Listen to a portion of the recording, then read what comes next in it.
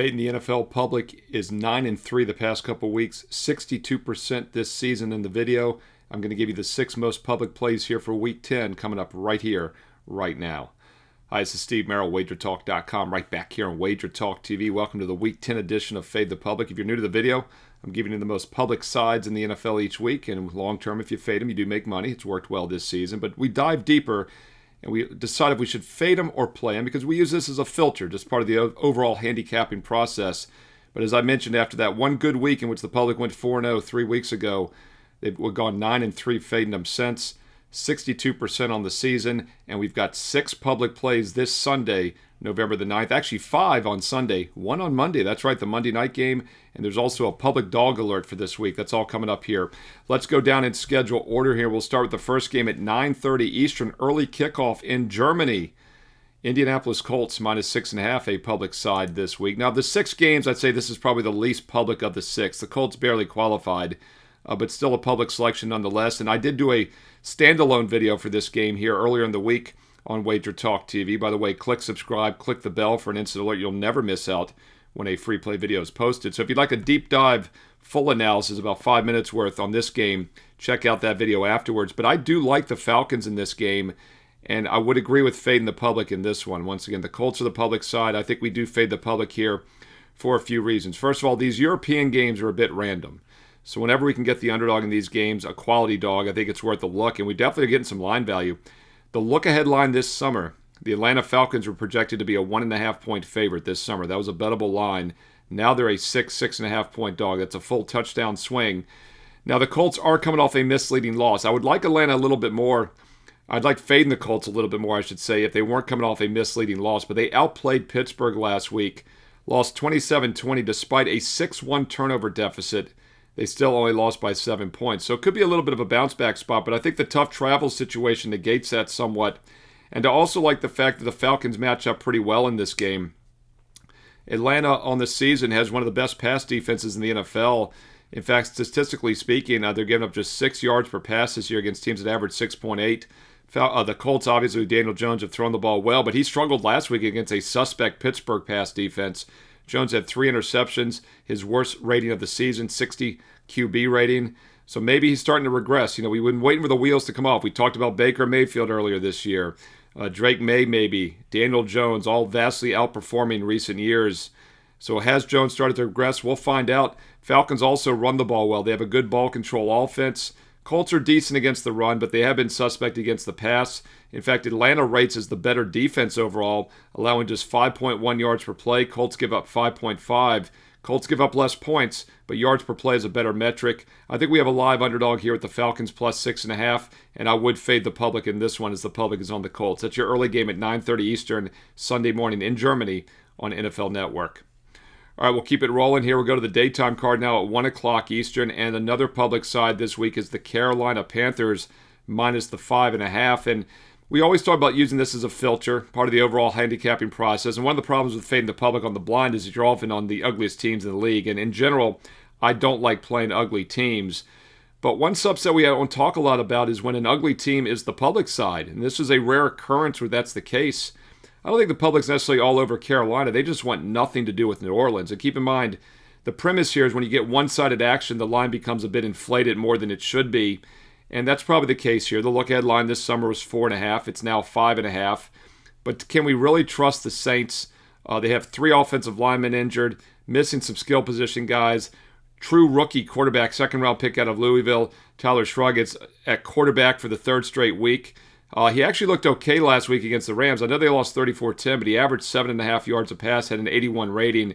But he looked really bad against Tampa in his home debut the week before that, the end of October. 53 rating and just 4.3 yards per pass. Overall, so far this year, 56 pass attempts. He's averaging just 5.5 yards a pass and 1 touchdown, 2 interceptions. Very mediocre 63 rating. So he does not look good so far. And on the road, it is a downgrade against the defense here. Rams' defense is better than the Panthers. But the other problem is the Saints have absolutely no rushing attack. They're a terrible running team. They have run for 79 yards or less in 5 of their last 6 games. Actually, I'm sorry. Yeah, 79 or less in 5 of their last 7, 88 or less in 6 of their last 7. It's hard for a rookie quarterback on the road to do well when he has no run support here. So I'm really not in a hurry to fade the public, although I don't necessarily want to be laying points with a mediocre Carolina squad who's also maybe in a letdown spot after coming in off the 2-touchdown underdog win at Green Bay. They played Buffalo before that. They've also got Atlanta and San Francisco and the Rams on deck. Let's just not worry about the side here. Let's look at the total instead. I do think there's some value with the under 38.5. I mentioned how the Saints are likely going to struggle offensively in this game with a rookie quarterback and a lack of a running game. And Carolina can do enough, I think, defensively to slow them down. Panthers on the season averaging 5.7 yards per play, allowing 5.7 against teams that average 5.7. Saints are averaging just 4.9, so a huge step down in class. And both teams are about a yard per pass below average throwing the ball. Both teams only average 5.5 yards passing this season, and both pass defenses have been above average. Two passing attacks are going to struggle. The under makes sense to me here, under 38.5 between the Saints and Panthers at 1 Eastern. All right, next game also at 1 Eastern. Next game on the schedule is the Buffalo Bills minus 9.5. Now, shop around. This line is 9 in some spots, 9.5 in others. I'm not sure we're going to see that key number of 10, but if you like the Dolphins, I would hold off and wait. You might get that key number of 10 by kickoff on Sunday since Buffalo is the public side here. And there's about a 4 to 5% chance the Bills win by exactly 10 points here. I do lean towards Miami in this game for a couple reasons. First of all, they had the mini bye week after playing the Thursday night game, and it was a terrible showing, just 6 points against the Ravens. But keep in mind, they also had a 3-0 turnover deficit. In fact, Miami's had 3 turnovers and more in 3 of their last 4 games, and they've gone 1-3. They lost all 3 of those games. Their only win was against Atlanta when they had no turnovers, and they looked great, 34-10. So it's going to come down to turnovers in this game. That's always a little bit unpredictable, but I do think Miami's a little bit better than their overall numbers indicate because they have been turning the ball over. Meanwhile, the Bills have 1 turnover or less in 6 of their 8 games this year. They have no turnovers in 5 of their 8 games, including a very strong performance last week against Kansas City. But now this is perhaps a letdown spot. After back-to-back losses, they bounced back with that Carolina win, big Kansas City win last week, and now they have a look ahead with the Tampa Bay Bucks on deck next week, followed by Houston and Pittsburgh. Could be a little bit of a flat spot here, so I do think we could maybe fade the public here with the Dolphins plus 9.5. I'd prefer to get plus 10, though. You might want to wait out. But I also want to look at the total in this game, as I think the over 50 has some value here. Buffalo should be able to move the ball against a terrible Miami defense. But the Dolphins probably have to get to 20, 21 points as well to get this game up and over. And if you look at recent weeks, I know they scored 6 against Baltimore, they scored 6 against Cleveland. But if you look at their other 4 games during that span, they scored 24 points or more in the other 4 games. So I do think they can get to the total in this one. And after that Cleveland game, they came back with that excellent Atlanta game, 34 points, no turnovers. And after a mini bye week playing the Thursday game, I do think the offense will play better in this one. I lean Dolphins. I'd fade the public in this one, but I'd also look at the over 50 in this. It's a big total, but 51 is the key number. I currently see 50, 50.5, 49.5. As long as it stays 50.5 or less, I like the over between the Bills and Dolphins at 1 o'clock Eastern. All right, let's keep grinding here with the Fade the Public selections. The next couple games are both on the 4 o'clock Eastern start. Seattle Seahawks minus the 7. Now, Seattle's minus 6.5 in some spots. They're minus 7 in others. Obviously, 7 is a very key number, about a 4 to 5% chance Seahawks win this game by exactly 7 points. So I would wait. If you like Arizona, if you're looking to fade the public here, I would wait and get a plus 7. But there are some already available. Meanwhile, if you like the Seahawks, you want to grab that 6.5 sooner than later, as I don't think it's going to last too long, and we already are seeing 7s pop on the board. So this is another example of when you play a game early or late. If you like Seattle, you play it sooner than later if you can get to 6.5. If you like the Cardinals, you wait and get the plus 7. Last week, you'll recall that the Cowboys were one of the most public plays of the week. Monday Night Football fading the Cardinals. I gave you the Cardinals here in the video. Also did my Monday Night Free Play video. I recommended the Cardinals as well, and they won the game outright. And Jacoby Brissett, we talked about him having better numbers this year than Kyler Murray, and he played well. Another QB rating of over 100 back-to-back weeks. So this Cardinal offense is moving the ball with Brissett. And so instead of looking at the side in this game, let's once again look at a total play. And I do think the over is in play in this one between the Cardinals and Seahawks. Opened 44.5, but the sharp money has pushed it up to 45, even 45.5 at some of the sharper books. Now, 2 to 3% chance the game lands on exactly 45. So you do want to shop around here. 45 is available. The sharper books have 45.5. I like over 45 in this game between Arizona and Seattle. I agree with that sharp money move, as I think both offenses will have success. Seattle's had one of the best passing attacks in the league this year, 9.3 yards per pass, 70% completions. Darnold having a great season. Cardinals do have a good pass defense, though. So maybe take a little bit of a look at them at +7 if you want to fade the public. But their overall passing numbers have been better with Brissett, and I think they'll have some success throwing the ball in this game as well. Once again, the Seahawks are a pretty public side here. And while the Cardinals, I think, might be a little underrated, I liked them on Monday night. I gave them to you in both videos last week. Now it's a short week having to travel. It's not quite as a good setup. So I think the over 45 might be the safer play in this game at 4 o'clock Eastern. All right, another public play goes at 4:25 Eastern. Of the 6 games this week, this is actually the most public play. You know, a lot of times they're all kind of the same, but this week there was one game that stood out among the rest. The most public play this week is the Detroit Lions minus the 8.5 to -9, even -8 out there. Shop around. Detroit on the surface does appear to make a pretty good teaser play, taking them down to -2.5 or less. So that's why some books have 8, 8.5. Others have 9 plus money because they don't want you to be able to tease it down below that key number of 3. By the way, I did a standalone video for this game, Lions Commanders, earlier in the week. It's here on the channel as well. So if you'd like a deep dive analysis, 4 to 5 minute deep dive analysis, check out that video afterwards. But the Lions are the most public side this week. However, I'm not in a hurry to fade them just because it's a focused spot. They're coming off that loss last week against the Vikings. You know, the public went 0-4 last week on the public favorites. Fading them went 4-0. One of them was Detroit last week. Public don't care. They're coming right back with the Lions, although it's more so a fade of not my Washington Commanders. Commanders have lost 4 in a row straight up and against the spread, and I actually thought they were in decent spots the last 2 weeks against Kansas City and Seattle, and they still lost by 21 and 24 points. Now, of course, Jaden Daniels got hurt on Sunday night with the elbow injury. That means he is out. Marcus Mariota back under center. He's been very mediocre in limited action the last 2 seasons. A huge downgrade without Jaden Daniels there. That's another reason I'm not in a hurry to fade the Lions, even though they're very public. I did point this out in my video, the standalone video. We had a top over-under season wins play on the Commanders under 9.5. That was my top NFL season wins future this year. Currently, they're at 3-6. I just need 2 more losses here over the next 8 games. They only have to go 2-6 over the next 8.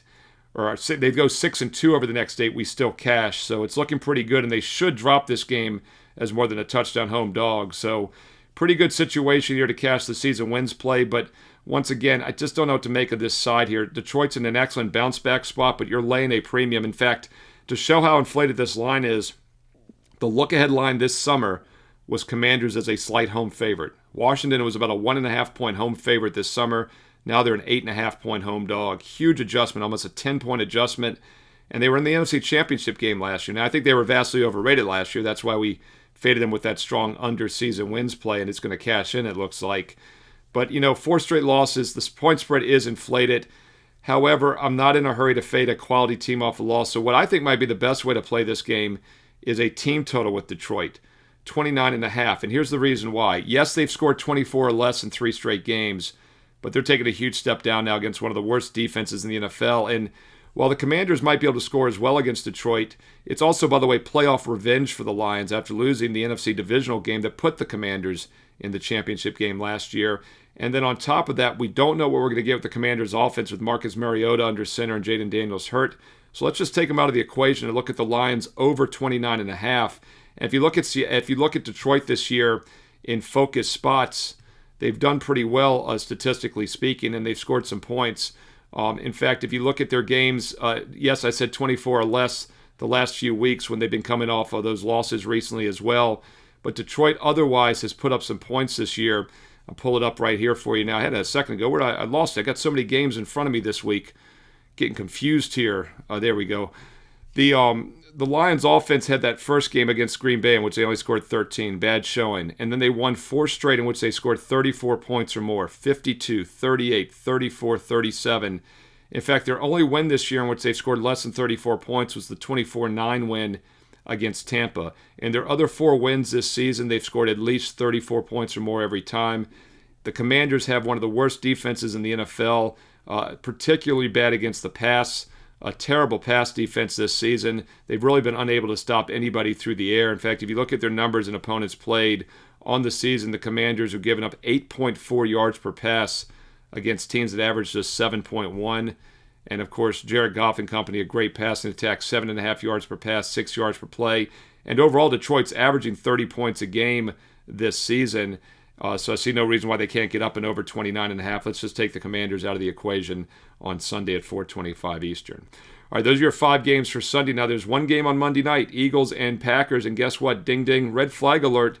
That is a public underdog play. Philadelphia Eagles are a public dog this week, and we will look to fade them in this game with the Packers. I think it's a good bounce-back spot for Green Bay.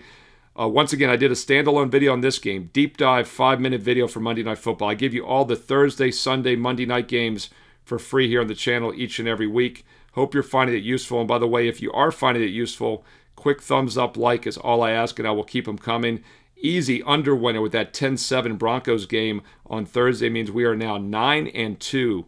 9-2 this year on the free Thursday night prime games. Sunday Night Football, Chargers-Steelers. That video is right here on the channel. Watch it after this one. Free play in the Sunday night game between the Chargers-Steelers with some key injury information, by the way, in that game. And also a standalone video for Monday Night Football, Eagles-Packers. I'll give you a quick synopsis of what I said in that video. First of all, the Eagles are a public dog. If you're new to this video, I talk about we use subsets here as a filter with Fade the Public information. Well, my favorite subset, as most of you know, is fading public dogs.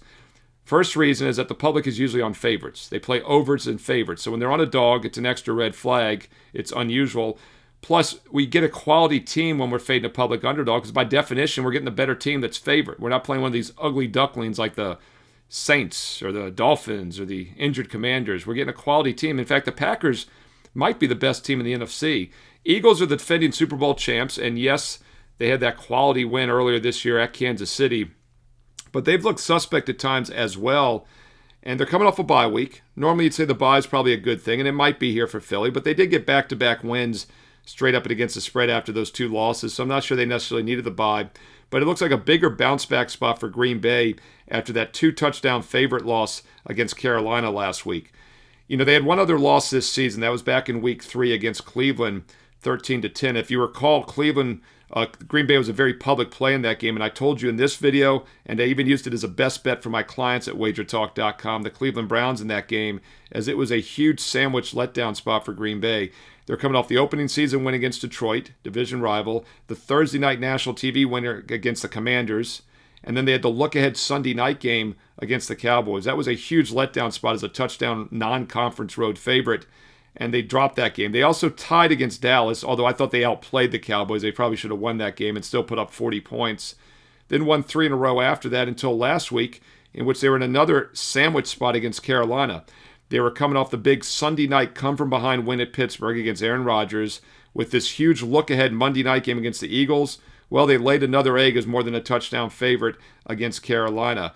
But if you look, last time they were in that situation, they bounced back strong, 40 points against Dallas, and then 3 straight wins after that.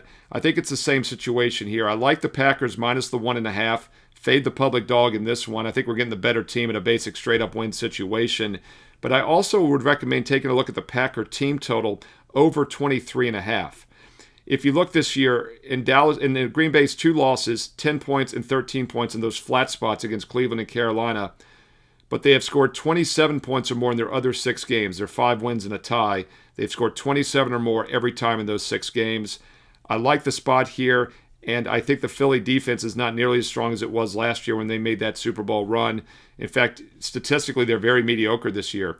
5.5 yards per play against teams that allow 5.6. They give up 23 points a game on average to a schedule that averages 24.5. Packers are averaging almost 26 points a game. I like the team total over 23.5 in this one. I think it looks way too low. It's a bounce-back spot for Green Bay. That would be my recommendation for Monday Night Football. I would fade the public dog here and look at the Packers, either the side or the team total in this one, however you want to cut it. That's 8:15 Eastern Monday night on ESPN and ABC. Woo! 6 public plays this week. Last couple weeks there's been 6. Fading the public went 5-1 and then 4-2. 9-3 combined. Will it be the 3rd straight week fading the 6 plays is profitable? We shall find out. Hey, I don't pick them. I just give you the information and I try to give you as much analysis as possible and let you know which way I would lean. You do the same. Drop your opinions below in the comments. What sides or totals do you like in these games? Hey, what other NFL sides or totals, maybe some player props you're looking at here in week number 10? I truly read the comments and I reply back. include some analysis if you have time.